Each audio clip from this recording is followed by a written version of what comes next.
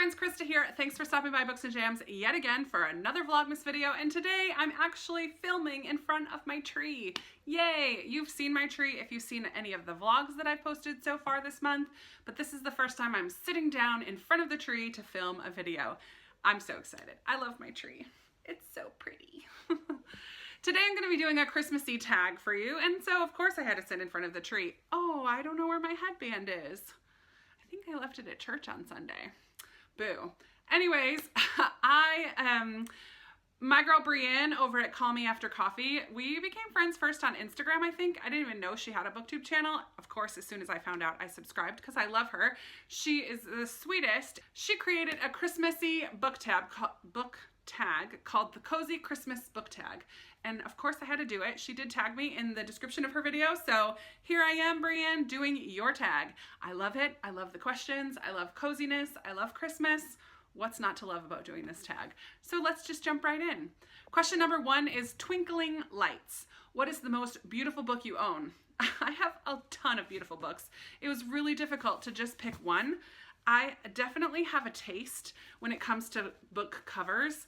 I tend to gravitate towards these ones that have kind of the symmetrical or design all over the front of them that don't necessarily even have to match what's inside, even though some of them do. If you look close at Jane Steele, there's like poison and a knife and more knives and a heart. It's kind of gory, which is fitting for this book, but I could have pulled out so many of these books because I have a lot of them and I love them and they're gorgeous to me. But I think as far as from front to back, not just the cover, I have to go with The Biggest Story, which is illustrated by Don Clark. It's by Kevin DeYoung. This is a book I talked about a couple months ago. It's a children's storybook of the Bible. If you take off the cover, it's a printed naked hardback. But the illustrations in here, of course I flipped to one that's not super great, are just stunning. And this is kind of like a big overview picture or story of the Bible. The end papers are gorgeous. I love the color scheme. I love the illustrations. It's one that I could just look through over and over and over. This is by far the most beautiful book that I own. It has to be. I mean, it's stunning. So yeah, The Beautiful Story by Kevin DeYoung. Beautiful, beautiful, beautiful, beautiful. Number 2 is The Perfect Tree. Will you pay more to get the prettiest edition of a book? No. The short answer to that is no. While I do love gorgeous editions, and actually I'm on a quest, sort of, an unofficial quest to get more pretty editions of Anne of Green Gables, which is one of my favorite books, which we'll be talking about later. But I will not pay more to get a pretty edition of a book because I don't pay full price for books anyway, for the most part. But if I find a pretty edition of a book at a thrift store, I might pay $5 instead of $3. So I guess maybe I would pay a little bit more, but I almost exclusively buy secondhand books. So I'm not gonna spend the money to get a prettier edition. So quick answer is no. Even though I do like a pretty tree, I'm not going to spend for a pretty edition. But if someone wants to buy me a pretty edition, I'm down for that. Number 3, you're going to go to another clip for number 3. All right, so number 3 is to build a snowman. And I have just cleared off this shelf right here. And I'm gonna let you watch me look through my shelves, try to find some white books, and I think some black books. I'll put a picture here of the snowman I'm gonna try to build. Again, I don't have construction paper at home, so I'm gonna have to, when I'm at church on Sunday, I'm gonna grab some black and orange, and I might try to find some red ribbon. So this will be a work in progress as well, but at least I can get the stack done, hopefully, today. So I'm gonna set my phone down and let you watch me try to find some white books and black books to make a little snowman body. We'll see how it goes.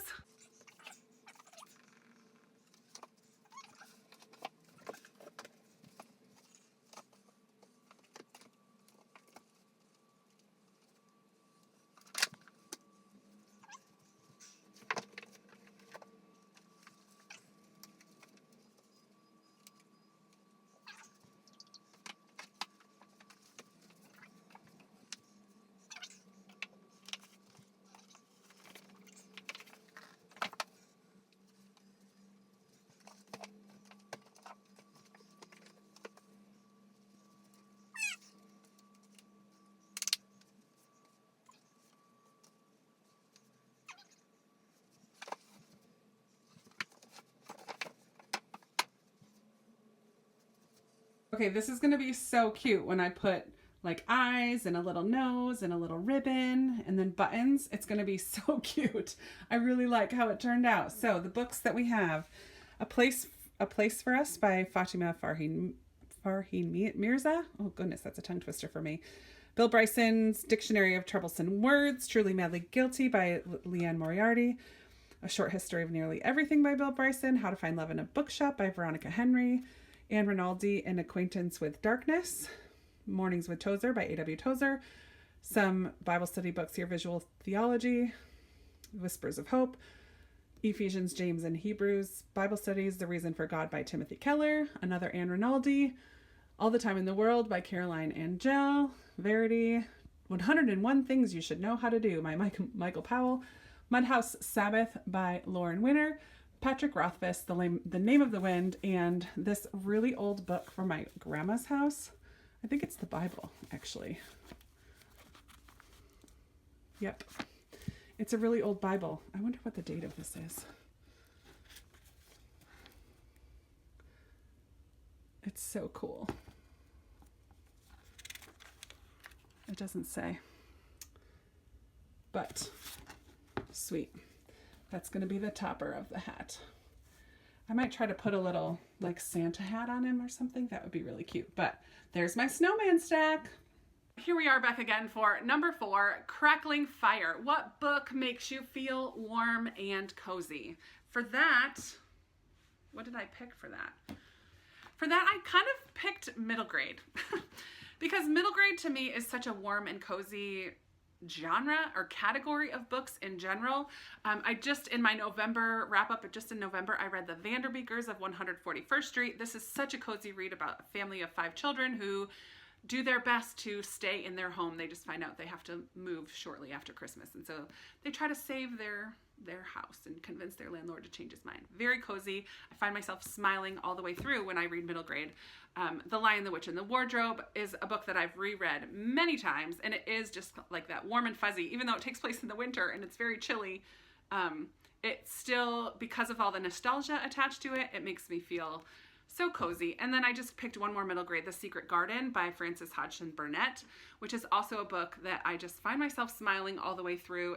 We follow little Mary, who is orphaned and goes to live with her cranky old uncle, and she is a pill at the beginning of this book, but through friendship and through working in a garden and having a project to work on, you see her personality change throughout this book as she becomes confident and comfortable and finds family. It's beautiful and loving, and yeah, middle grade to me is such a cozy, heartwarming, warm-hearted category. So I would definitely go for middle grade, and those are just a couple that definitely give me the warm fuzzies.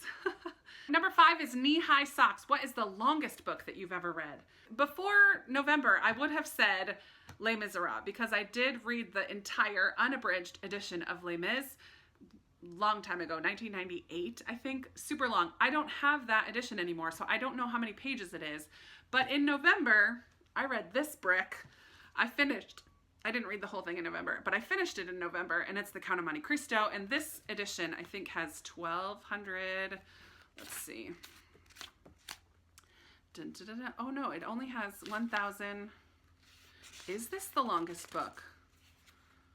This has 1,065. Now that I'm thinking about it, I wonder if Pillars of the Earth is longer, which is also a brick that I read in 2018. But yeah, I'll just say this one. This is the longest book that I read. It's definitely the thickest book that I've read. All right, number 6 is Ugly Sweaters. What is the ugliest book you own? This was a little bit harder for me because I don't have a lot of books that I find ugly. And at first I grabbed Eleanor Oliphant is Completely Fine by Gail Honeyman. This is a beautiful book inside, but I don't particularly love this cover, but I wouldn't say that it's ugly. I just don't care for it. I did just do a Don't Judge a Book by the cover, where I did talk about some other covers that I don't love, but then I found this one on my shelves, and this is ugly. Fried Green Tomatoes at the Whistle Stop Cafe by Fanny Flagg. It's just old, it's dated. It doesn't do anything for me. I mean, it's cool because it kind of has a little cafe there, but yeah, this is not pretty, and it has this strip across the top, now a major motion picture. I definitely think this is among the ugliest of books that I own. So we'll say this one. Number 7 is Blizzards, a book set in winter or one that gives you the chills or has dark themes. So I'm going to do that one first. Bird Box by Josh Malerman definitely gave me the chills. It definitely is among the scariest books that I ever read. It kind of creeped me out. It's a horror novel, and I don't ever really read horror novels, but it was so good.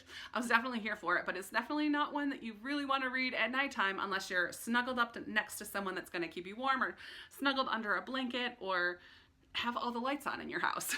This one definitely gave me the chills. But then as far as one set in winter, I'm going to have a winter recommendations, or it might already be up. I'm not sure what order these are going up. I'm going to have a winter recommendations video.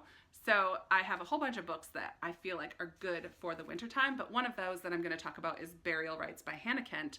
This book is set in Iceland, in the winter time in Iceland, which, if you can imagine, it's cold all the time probably in Iceland because it's so far north. But in the winter in Iceland, it's just unbearable and freezing. And this book all the way through is cold. And we're following this woman who is the last woman to receive the death sentence in Iceland. So the themes and the story is also cold. People treat her very coldly. So it's just cold all the way through. Definitely fits the blizzard theme for this one. Number 8 is Home for the Holidays. For the rereaders out there, are there any books that feel like going home?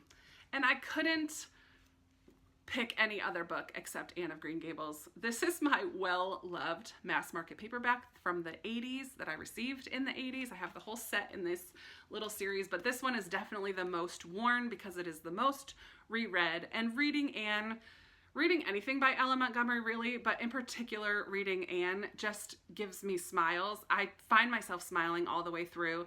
Technically it is middle grade, this first one anyway, so it fits with what I was saying earlier about middle grades being super cozy. But this one is like coming home. Anne is one of my all-time favorite characters. This is one of my all-time favorite books. I could reread it over and over and over. I really love it. And if you haven't read Anne of Green Gables, my friends Amanda from The Curly Reader and Tia from Tia and All the Books are doing a read-along in 2020 of the whole series of Anne of Green Gables. So I would definitely suggest finding out about that and joining in with them if you haven't yet read Anne, or if you want to revisit her in 2020. Yes, this is definitely a coming home book for me. That is the end of this tag. Because this is a brand new tag, I am going to tag a few people. Sometimes I don't tag people in tags because I just don't do tags that often. I'm going to tag Doris from Aldi Books. I'm going to tag Karen from Run Right Reads. I'm going to tag April from Getting Hygge With It. Hygge is in her channel name. She has to do this tag, right? It's cozy. I'm going to tag Vicky from Chapter 32, Amanda from The Curly Reader, Tia and All the Books, Sarah from Sarah's Nightstand, Lindsay from Lindsay's Little Library, Elizabeth from Elizabeth Ann Reads, Bree from Bree Hill, and anyone else who's doing Vlogmas and wants to have another Christmassy tag, or anyone else, I tag you. You can claim it. I tag you. It's official. But definitely do this video. I will link all the people that I tagged down below, and a couple more that I'll come up with when I'm filling out the description. I would love to know in the comments down below what book makes you feel warm and cozy in this season of year. I would love to hear that down in the comments below, or anything else. Respond to any of these questions or talk about anything else. You guys know I love talking with you in the comments below, and I will be talking to you in another video very soon, like tomorrow. Bye.